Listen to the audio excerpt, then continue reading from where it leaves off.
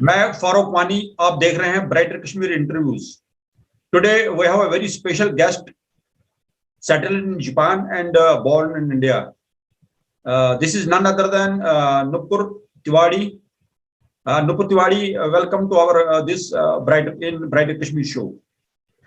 तो बहुत बहुत धन्यवाद। Thank you very much for having me and konnichiwa and नमस्ते टू ऑल। तो पहले हम आपको बहुत बहुत दिल की उम्मीद गहराइयों से बहुत खुशामद करते हैं ब्राइटर कश्मीर के इंटरव्यूज में।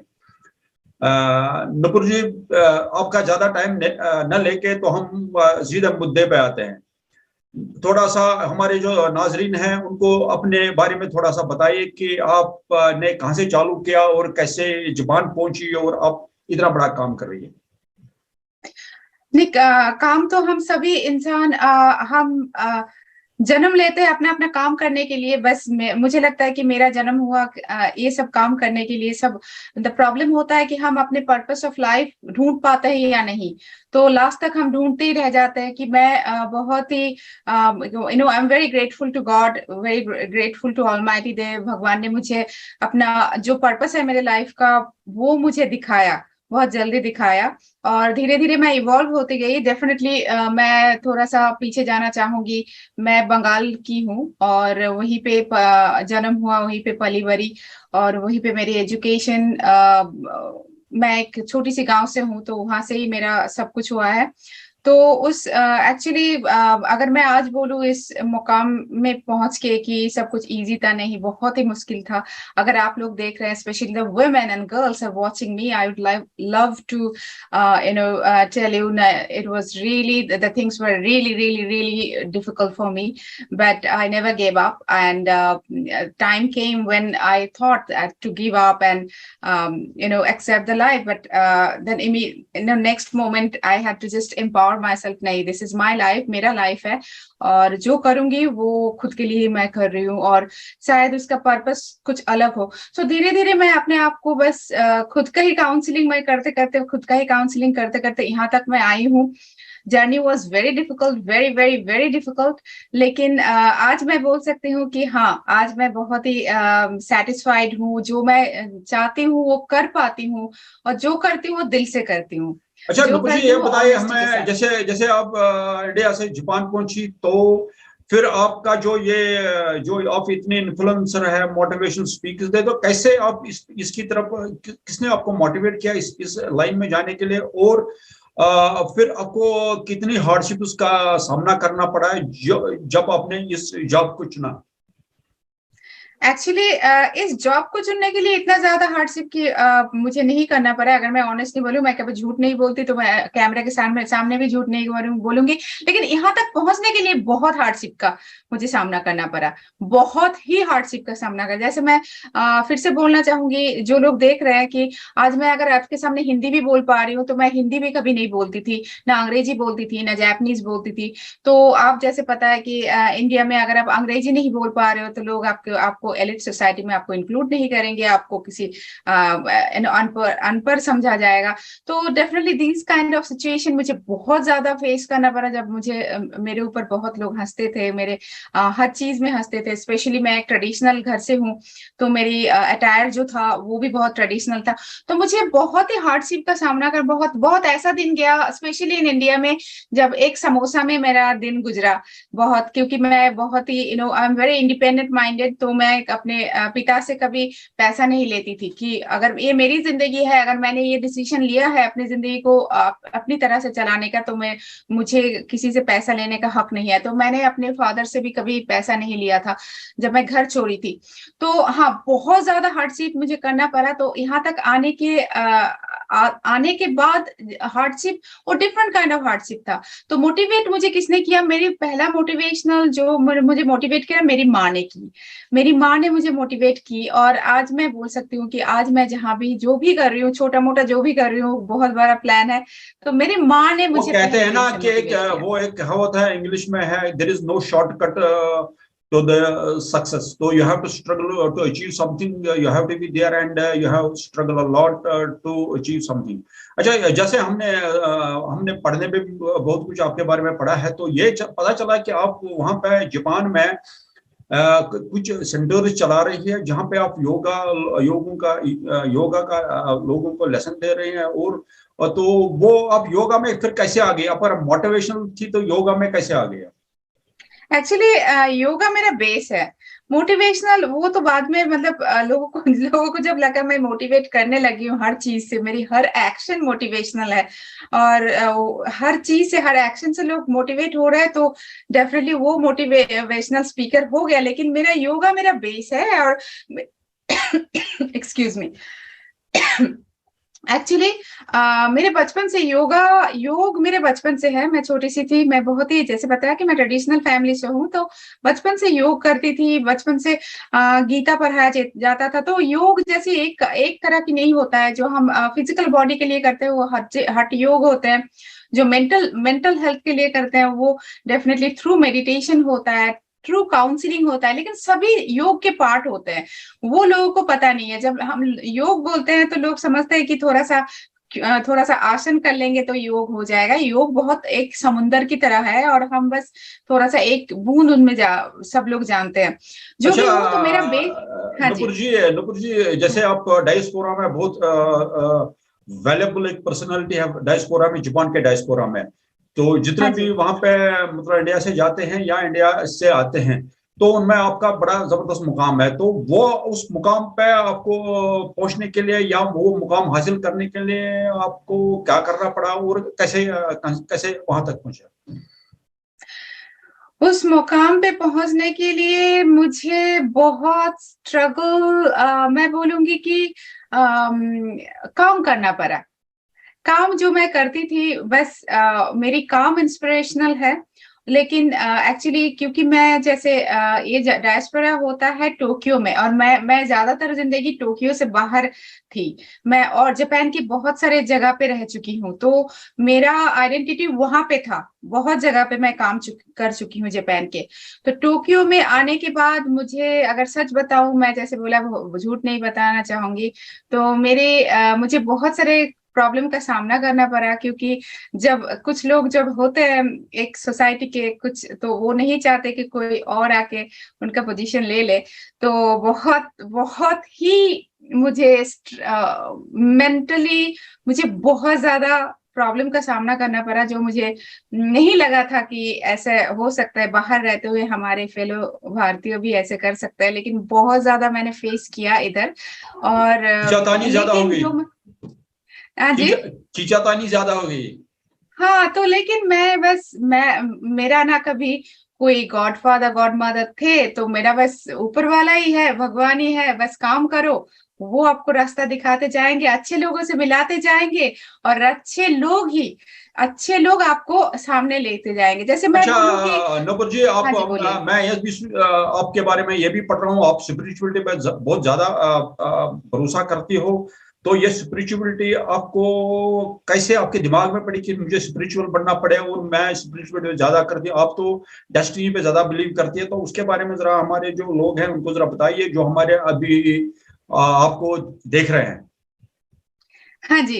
एक्चुअली देखिए, स्पिरिचुअलिटी और रिलीजियन दोनों डिफरेंट चीज है। स्पिरिचुअलिटी मतलब आप पूरी तरह बिलीव कर रहे हो, और जो स्पिरिट है ना, तो वो आपके अंदर है।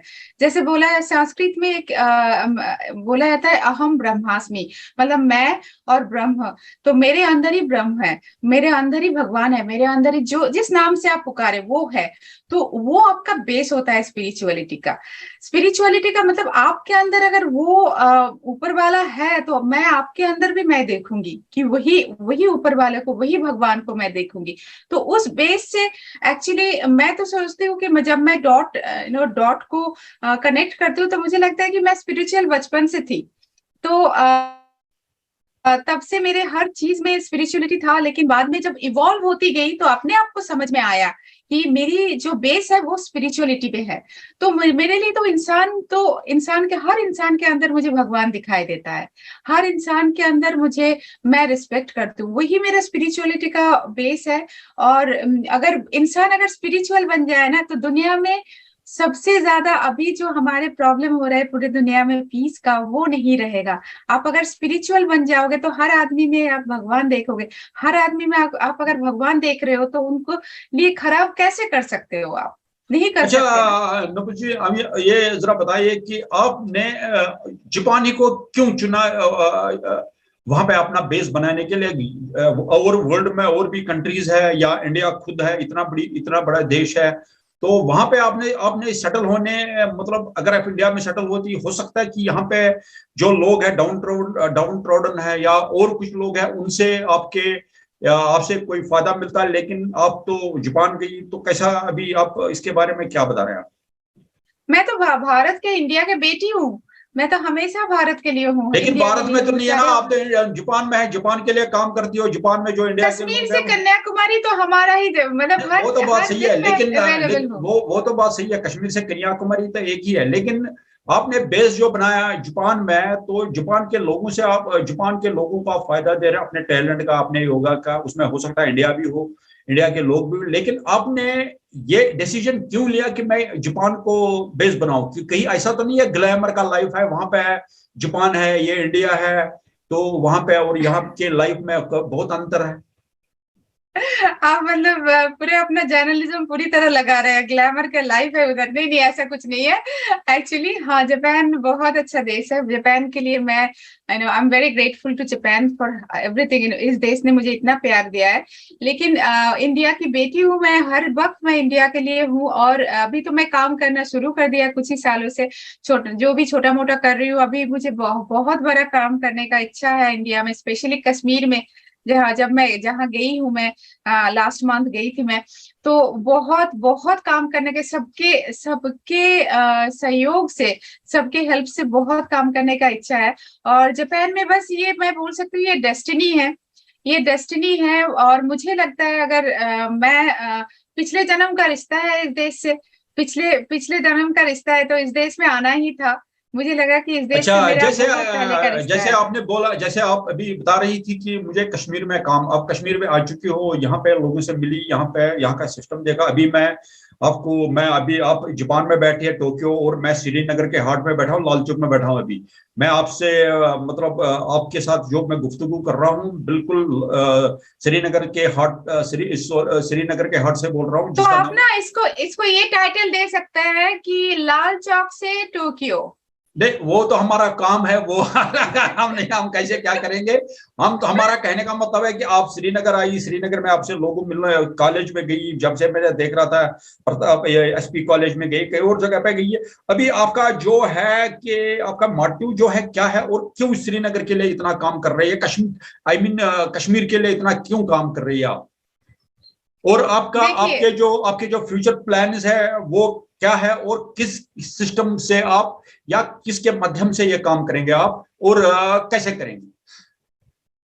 देखिए, एक्चुअली जैसे आपने बताया कि मैं स्पिरिचुअल हूँ, तो मैं स्पिरिचुअल हूँ, तो मुझे जहाँ पे, जैसे कश्मीर के लोगों को पता होगा, सब लोग बोलते हैं कि आपको जब बुलावा आता है तभी उस जगह, स्पेशली वैष्णो देवी का आपको बुलावा आता है, आप तभी जाते हैं, या बुलावा आता है तभी जाते हैं। तो मुझे मुझे वो बुलावा कश्मीर से आया, वो स्पिरिट का बुलावा आया था कि जिस जगह मैंने कभी गई नहीं जिंदगी में, पहली बार, वो भी काम करने के लिए। लोग कश्मीर जाते हैं कि साइट सीइंग करने के लिए, बहुत सारे जगह देखने के लिए। मैंने कभी सोचा भी नहीं कि मैं साइट सीइंग के लिए कश्मीर जाऊंगी। तो मेरा पहला जो ये था कि मैं कश्मीर जाऊंगी, लेकिन मुझे पता नहीं था मैं एक्चुअली कैसे मैं करूंगी। लेकिन जैसे होता है ना, आपका अगर इफ यू हैव, मतलब इच्छा अगर है तो उपाय हो ही जाता है।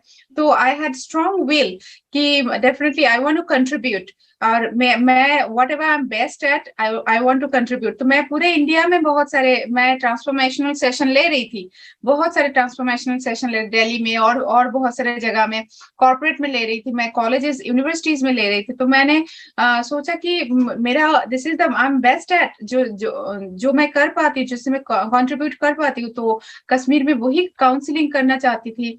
और लेकिन मुझे कुछ नहीं पता था, जैसे मैंने बताया, कभी नहीं गई मैं कश्मीर, वो भी पहली बार मुझे बुलावा आया और मैं गई काम नहीं करने के अभी लिए। ठीक है, तो लेकिन अभी आपका प्लान क्या है काम करने का? आप किस किस्म का काम कश्मीर में करेंगे और किनको इन्फ्लुएंस करेंगे? देखिए, कश्मीर तो सिर्फ सिर्फ कश्मीर श्रीनगर नहीं है, लाल चौक नहीं है, कश्मीर और भी है। कश्मीर में फॉर फ्लंग एरियाज है, बॉर्डर तक कश्मीर है, पाकिस्तान के साथ बॉर्डर इसका है, इधर से चाइना के साथ है, तो जैसे लद्दाख एरिया है वगैरह, तो या करगिल से होके फिर ये, लेकिन सिर्फ कश्मीर मैं ये कहना, मेरा कहने का मतलब है कश्मीर सिर्फ श्रीनगर नहीं है, इसमें जम्मू का भी पार्ट है, फिर जम्मू का प्रोविंस भी बहुत बढ़िया, वहां पे भी पुंछ वगैरह है।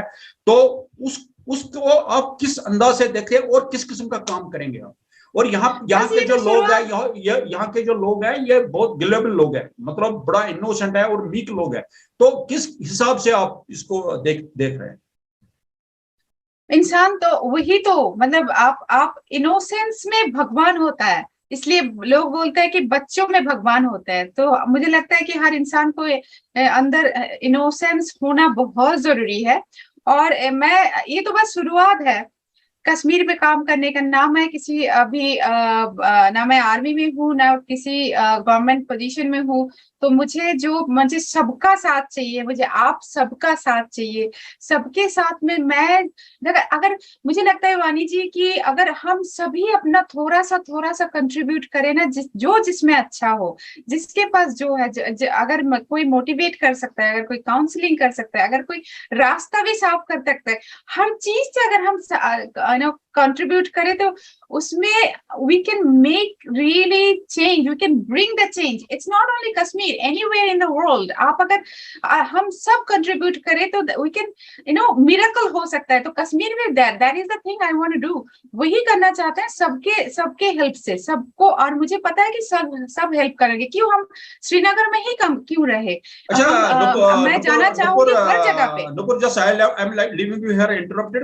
मैं आपको एक और बात बता रहा हूँ कश्मीर के बारे में, जहां पे जैसे आप बता रही है स्पिरिचुअलिटी या कुछ और, यहाँ पे भी कुछ ऐसी जगह है जो स्पिरिचुअलिटी का आई मीन वो वहां पे मरकज है, एपिसेंटर है। तो जिसमें चरारी शरीफ नंबर 1 है, उसके बाद यहाँ पे कई चीजें हैं, जैसे हजरत बल है, जैसे यहाँ लाल श्रीनगर में 2-3 जगह ऐसे हैं, जैसे गांवों में भी कई ऐसी जगह है जहाँ पे स्पिरिचुअलिटी को बहुत उसका दबदबा है। तो यहाँ पे कुछ सालों से इस किस्म का एक जहर यहाँ पे फैल गया, जो हमारी यंगस्टर्स है, लड़के और लड़कियां, उनमें ड्रग्स का ज्यादा से ज्यादा जोर पड़ रहा है, उनमें ड्रग्स ज्यादा चल रहा है। उसमें क्या है उनका कारण? डिप्रेशन है क्या? कोई मतलब और भी कारण हो सकते हैं, कई कारण हो सकते हैं, लेकिन फिलहाल ना तो हम डिप्रेशन का ज्यादा से ज्यादा ले लेंगे। तो उसके बारे में आपको क्या और किस अंदाज से उसको देख रहे हैं, और कौन सा काम करेंगे उनके लिए जैसे वो उससे वापस आ जाए, उस ड्रग से वापस आए, जो उनको ज्यादा से ज्यादा रिहेबिलिटेट करें। तो क्या आप इस किस्म का कोई सेंटर यहाँ पे काम करना चाहते हो, उस सेंटर में, या अपना खोलना चाहते हो, या किस किस्म का काम आप करेंगे? Definitely that is the plan actually. मैं करना तो चाहती हूँ, मैं रिहेबिलिटेशन सेंटर खोलना चाहती हूँ, क्योंकि इस बार भी मैं गई थी, मैं बहुत सारे लोग बच्चों का मैंने काउंसलिंग करके आई, एंड वेरी सक्सेसफुली करके आई, बहुत सक्सेसफुली करके आई। तो मुझे वही खराब लग रहा था, मैं बस करके आई और बीच में छोड़ दी, बीच में मैं आ गई। तो वही मेरा आई वाज थिंकिंग कि I wish I could spend more time with more people. तो बहुत सारे मैंने जो अभी ड्रग के नशे में है, बहुत सारे का मैंने काउंसलिंग किया, and I could change, I did bring change in their lives definitely. Even वही कुछ ही घंटों में मैंने वो चेंज देखा उनमें। तो मुझे लगा कि definitely I should have a rehabilitation centre there. Kashmir में रिहेबिलिटेशन सेंटर मैं करना चाहती हूँ, और that is definitely my plan. Again my base is not there, I am not from there, and मेरा कुछ भी नहीं है वहां पे। दिस इज द रीजन, मुझे सबका साथ चाहिए। अगर सबका साथ मिल जाए तो लेकिन जैसे आप ये बता रहे कि मैं कश्मीर में काम करूंगी, कश्मीर में आप काम करने, हम तो आपको वेलकम करेंगे कश्मीर में काम करने के। यहाँ पे और भी लड़के हैं जो बहुत अच्छा काम कर रहे हैं, जैसे अचीवर्स है गेम्स में, स्पोर्ट्स में, या और भी फील्ड्स है। तो वहां पे लड़के और लड़कियां बहुत अच्छा काम कर रही है। लेकिन जिस वक्त आप यहाँ पे शिफ्ट होंगे, कश्मीर आओगे, तो उसका मतलब है कि आपको नाता तोड़ना पड़ेगा जापान से, फिर यहाँ पे आना पड़ेगा, रेगुलरली आना पड़ेगा। तो कैसे क्या करोगे आप? ये मतलब वो तो बात की, देखिए मैं जिंदगी में कभी प्लान नहीं की, ठीक है। जो आप कीजिए जिंदगी में, इतना भी प्लान मत कीजिए कि उसी में स्ट्रेस हो जाए आपको, ठीक है। उतना भी मत कीजिए। डेफिनेटली प्लान होना बहुत जरूरी है, प्लान होना बहुत जरूरी है। हो सकता है कि चेंज हो जाए, हो सकता है कि वहां पे कोई और देख ले मेरा सेंटर, वही कश्मीर में अगर हम लेकिन ये जो आप बता रही है, मैं आपको यहाँ पे थोड़ा बहुत इसको इंटरप्ट कर रहा हूँ, ये ओवरनाइट काम नहीं है, इसमें बहुत टाइम चाहिए। तो बहुत टाइम चाहिए, आपको इसमें बहुत टाइम चाहिए। वही तो मैं बता रहा हूँ आपको, जापान से दिल्ली, दिल्ली से फिर कश्मीर, ये बहुत लंबा गेम है। तो इसको कैसे एडजस्ट कर लेंगे आप? जैसे मैंने बोला कि अगर इच्छा है तो उपाय हो जाएगा, एडजस्ट हो जाएगा। ऐसा नहीं है, हो सकता है कि ऐसा हो जाए कि वहीं पे कुछ लोग, मैं कुछ बार आना जाना कर दी उस, और वहां पे बहुत सारे अच्छे लोग मिल गए जो उनका can take care of that, and I I can hope कि अच्छा you will find a better people here in Kashmir and that या those of people will course, of help you course, मैंने in बहुत every सारे अच्छे respect. लोगों से मिली हूँ। अच्छा और अच्छा। आप है वहां पे, आप है, नहीं आप तो, और हम तो बहुत सारे हम चैट, हम हमारी बात तो छोड़िए फिर वो तो दूसरी बात है, हम क्या करेंगे। लेकिन फिलहाल नहीं तो नहीं, मैं बोल रही हूँ कि बहुत सारे अच्छे लोगों से मैं मिली, और बहुत सारे लोग वहां पे, बहुत पॉजिटिव माइंडेड लोग हैं, बहुत सारे मैंने मिली। तो मुझे लगता है कि बस हमें बस शुरुआत करनी चाहिए। बस वो इरशाद शुरुआत हो जाए ना, तो उसको आगे मतलब चलाने वाले लोग हमें मिल जाएंगे बहुत सारे। बस अच्छा नुपुर जी, वो before we will conclude our this conversation, I think it is going right way in a मतलब with a healthy discussion we are going, and मुझे ये बताइए कि आप ये कश्मीर का जो यूथ है जिसमें यंगस्टर्स है, लड़के और लड़कियां, जैसे हम तो जम्मू कश्मीर की बात करेंगे, हम तो सिर्फ कश्मीर की बात नहीं करेंगे, तो उनको क्या मैसेज आप देंगे और क्या बोलेंगे उनको, जो अपना आपका वर्ड होगा कि जो आपका वर्ड है वो हो सकता है कि उन तक जाए और वो उन पे असरअंदाज हो जाए, तो उस वर्ड में आप क्या कहेंगे? for the youth of Jammu Kashmir. Yes, yeah, that is why I'm telling to you, just I want to just your message, I want to spread your message among the youth of Jammu and Kashmir so that they will not derail from their track and they will come back from this this drug madness which are taking toll on the these youngsters of Kashmir. You have got only one life. You want to, either you want to destroy or you want to make it for, for yourself and for the world. Only one life you have got, और आप उसको बहुत अच्छा बना सकते हो खुद के लिए और पूरे दुनिया के लिए। अगर अपने लाइफ बनाओगे तो आप मिलियंस को हेल्प कर पाओगे। आप अगर उसको डिस्ट्रॉय करोगे तो खुद का भी हेल्प नहीं कर पाओगे। ये आपके ऊपर है, आप क्या करना चाहते हो आपके लाइफ के साथ। तो एक ही लाइफ है आपका, और मेरा जो मैसेज होगा, एक ही लाइफ है आपका, believe in yourself and always every moment take the positive step for your life. When you will do for yourself, आप देखोगे you can do for others too. So this would be my message for, and definitely जब आप आपके लिए करोगे, आपके अंदर piece होगा। Charity starts at home. आपके अंदर अगर पीस ना हो तो आप कहीं पे peace you can not spread. तो खुद के जिंदगी में पीस लाओ, खुद के जिंदगी में प्यार लाओ, तो आप वो प्यार, वो शांति आप हर तरह से, हर जगह पे you can spread. So that would be my message for the youth. Thank you, Snupur, sparing time for we people, and we'll try to spread your message in Kashmir so that the people, and especially the youngest will follow you, and hopefully we'll catch you again. Thank you so much. Thank you so much. Thank you so much for having me. Thank you so much for having me. Thank you. Thank you.